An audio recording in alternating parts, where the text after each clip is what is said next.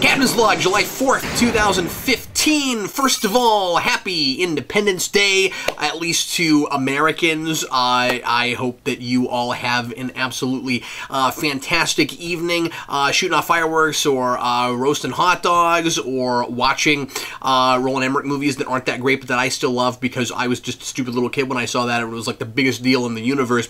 Anyway, try not to blow off your fingers. That's very important. And be sure to have lots of fun with your family and friends and whatever it is that you're going to be doing this evening. Right now, I'm going to talk about something that has nothing to do with Independence Day or with the 4th of July. I mean, Independence Day, the movie, comma, 4th of July, which is also Independence Day, or Star Trek, regardless of the fact that I keep making Captain's Logs where I'm wearing my Star Trek uniform, but it has nothing to do with Star Trek. People ask me about this all the time. Hey, Cap, you're not talking about Star Trek. Why are you wearing a Starfleet uniform? Well, first of all, since my rank is Captain, I feel like I can wear this all the time and sort of get away with it, even though it's, you know, a self-given title, and I'm not really a captain of anything except for a Star Trek club and a YouTube channel. I don't know that captain of a YouTube channel really makes any sense. I said I'm a captain of industry, but I don't really make anything except, you know, intangible YouTube videos that, except for if they were ever on a disc, and then they would sort of be tangible, and then you could kind of, in a way, call that industry, but it's not really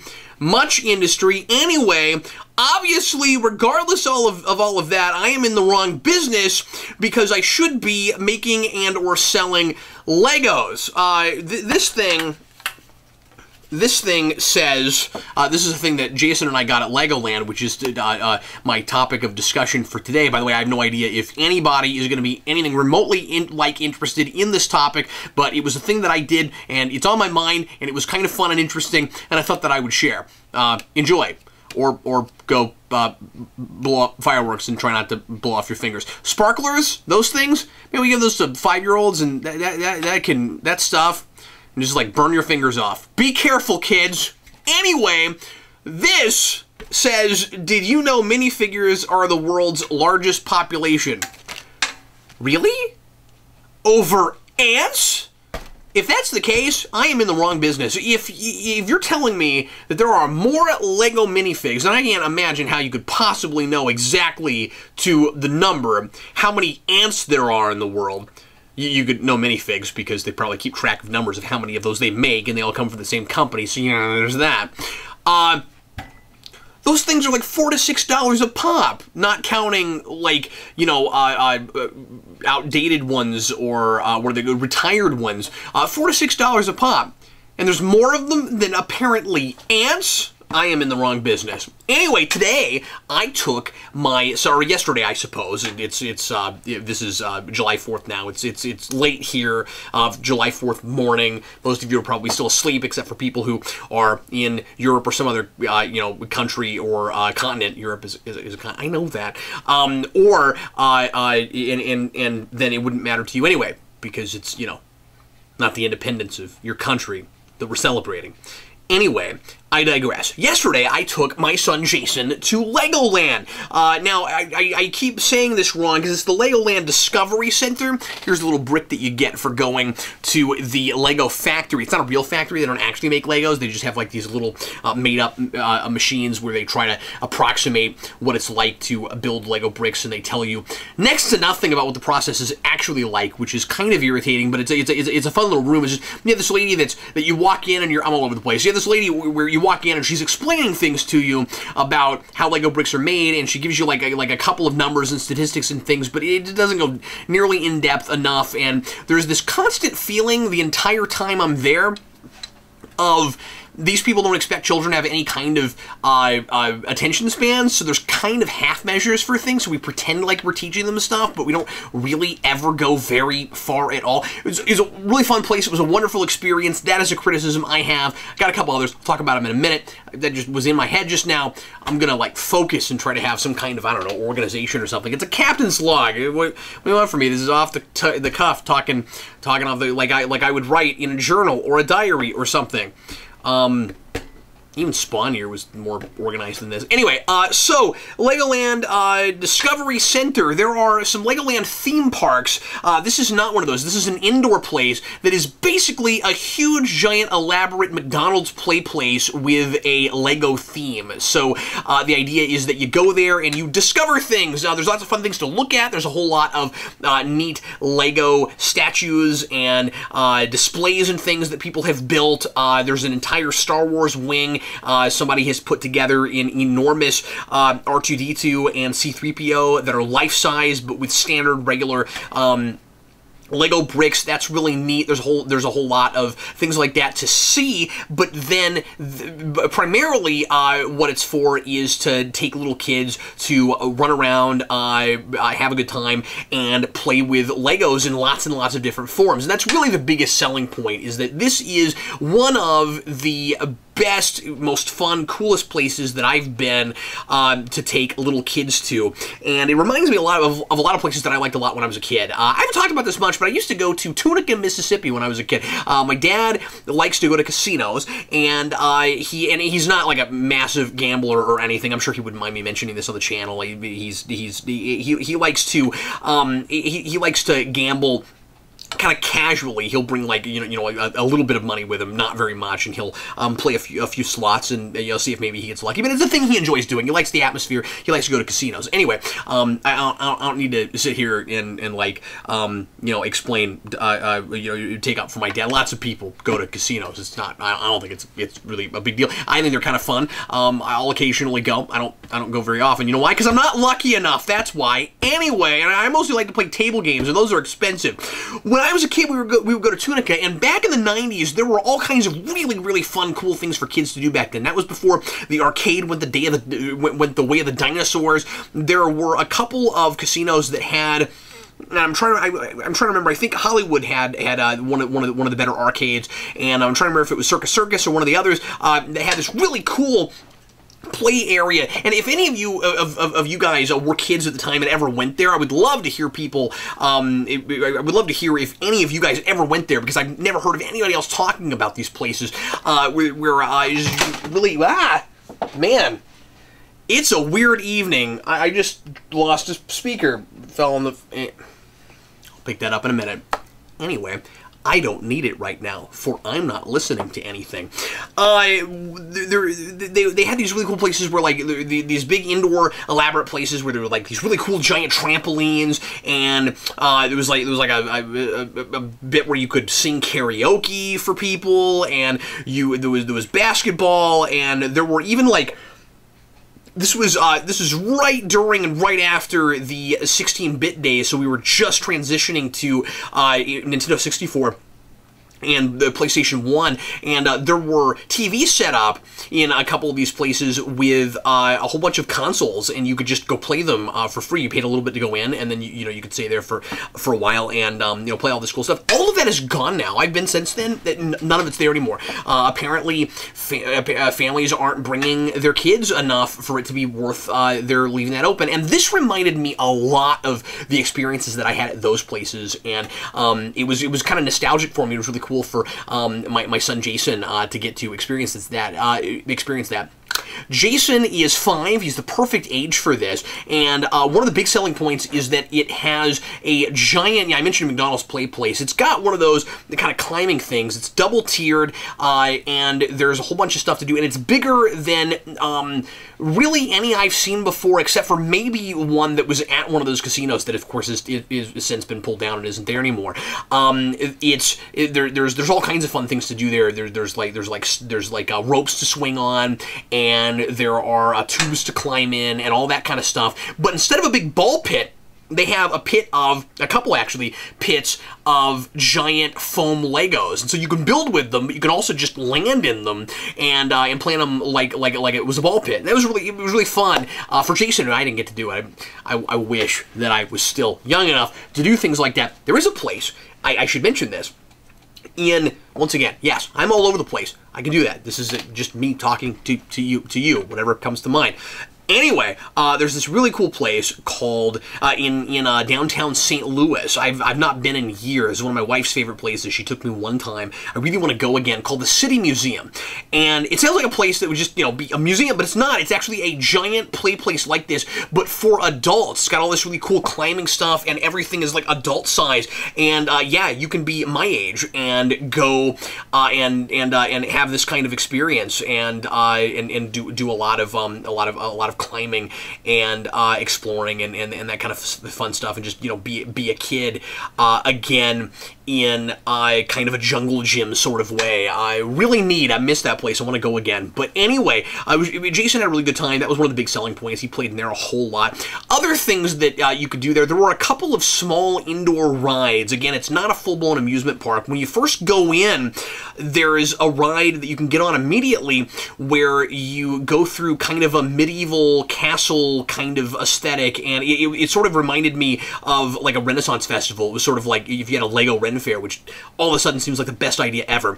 And you ride in this kind of not a chariot. What am I trying to say? A carriage that is like a Lego carriage, and you get this laser pointer gun thing, and you shoot at both physical and digital targets. There's like projections on walls where there's digital figures moving around, and there's like spiders and skeletons and all kinds of stuff, and you shoot them. But then there's physical things around that also have targets, and then your car that you're in has a score that keeps track of has a meter that keeps track of your score for you. And Jayson and I played, and he actually did pretty well. He shot quite a few things, and I had a really good time doing that. The other one is this Merlin themed thing, which seems to very intentionally look very Harry Potter.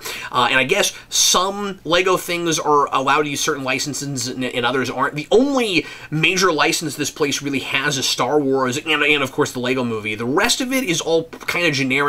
They got like some Clutch Power stuff, which I saw a little bit of Clutch Powers, didn't really care for it. And they have some of the various tent poles of Lego, but not any like other major licenses. It's pretty much just Star Wars. Like I said, the Star Wars area is pretty cool, but it's mostly just neat displays to look at. There's kind of a museum quality to it. And then, like I said, there's this ride that is basically just you spin around, and if you pedal really fast, you can go up and down, and that's about it.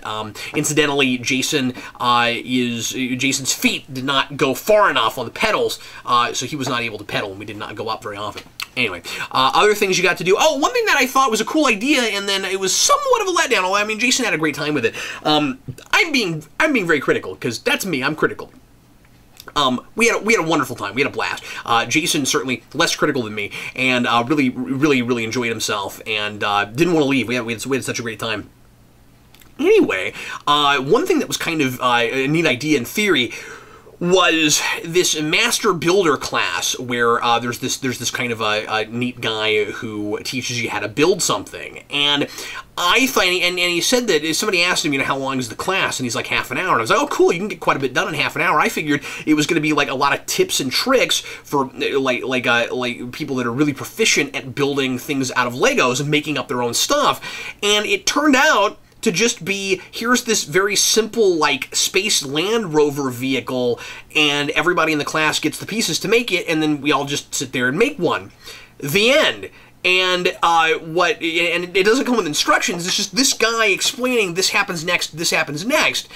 And I actually said, I guess a little too loud, because my voice carries, you may have noticed. I whispered to Jayson, wow, this guy is like Lego, this guy is like the instructions. And he heard me, and he said, and he must have heard this before, because he said, without skipping a beat, yes, but I don't fold up. And I thought that was kind of fun. That guy was kind of a quirky and charming, and I enjoyed that. But it was just sort of a weird thing, because again, it was sort of this kind of half-measure thing of, here's a neat idea, but we're worried that kids aren't going to have enough of an attention span to like really do anything cool with it and teach them anything. There's no reason they couldn't have just given you that and given you the instructions. And you might say, oh, well, little kids might put it together better if they had somebody, if they had an adult standing there explaining it to them. But, hear me out, Lego instructions don't have words on them. It's just like diagrams that tell you what goes next, and you don't even have to know how to read to learn how to read one of these. I mean, I guess if you had that and you had somebody explaining it to you, maybe if you're a really little kid, it would help you out. But Jayson has figured all this out on his own. Now, Jayson's been reading since he was 2, but still. Like, he's not especially mechanically inclined, and Lego is really one of the reasons that I'm really glad that he's getting into Lego. And I took him there because he's been really on a Lego kick the last couple months. He's gotten a couple of kits, and he's really been working on it.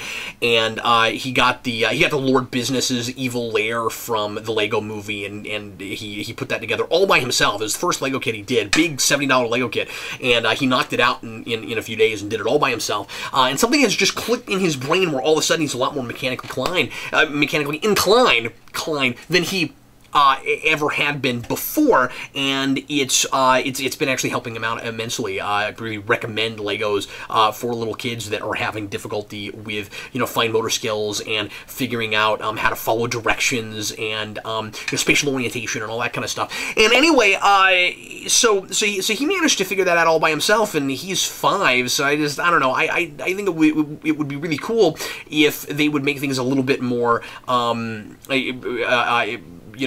interesting for kids and actually teach them a little bit more. And I don't feel like it would have to be super elaborate, but maybe a little bit more, just a little bit more than just a guy reading, saying out loud what he could have gotten out of Lego instructions. What else? There's this like 4D movie thing, and I guess there's several of them. We just saw one, and it was this like racetrack thing. So 4D, if you're not aware, is where you have 3D glasses and you have this little movie that's in 3D, but then there's environmental things that happen when certain things happen on the screen so that you feel more involved and immersed. So while we're watching this thing, and the actual video itself, it was like 10-15 minutes, and it was incredibly generic, animation not all that great, really under-detailed, whatever, but it was still really fun. It's just this kind of race movie, and we're racing through all kinds of different terrains. So when you go through snow, it like snows on you, and there's this confetti that comes down, and I'm like, oh, I'm gonna have confetti all over my hat. And then I was wearing my hat. This just does not go with it. And I was like, oh, I'm gonna have all this confetti on my hat, and it turns out that it's like that it disintegrates really fast. It's either just the most biodegradable substance in the world, or it wasn't actually confetti at all. Maybe it was somehow just ice and it just didn't look like. I don't know. Anyway, there's wind, and there's one part where it actually kind of trickles rain on you, and it was a lot of fun. But for me, it was more like 2.5D, because as I've said before numerous times, maybe you know this, maybe you don't, I am incapable of seeing in 3D. I'm asked all the time by folks that that haven't been with us very long, Captain Logan, how come you never look directly into the camera? And I profess to you, I am right now looking directly into the camera. But I have a lazy eye, and probably right now, not sure, but probably you can see this eye shooting off. So if you're looking at this eye, it's going to look like I'm talking to an audience that's over there, or a camera that's over there, which is preposterous because there's not an audience or a camera over there. So while we're watching this thing, and of course I've got to put the glasses on just to be able to see it, because otherwise it's slightly blurry, right? So, I'm wearing the glasses, and that's always kind of irritating to me because A, I can't see the 3D, my eyes don't work together to make that happen, so I have never experienced the objects coming right at you thing. I don't, this whole thing.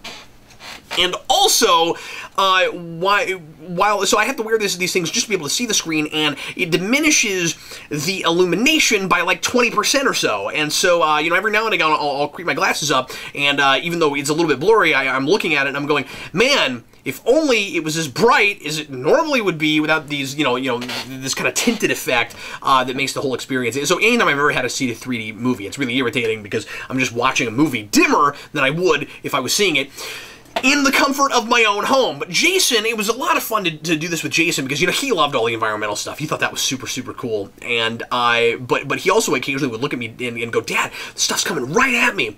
He had just an absolutely marvelous time. I'm so glad I took him. The Legoland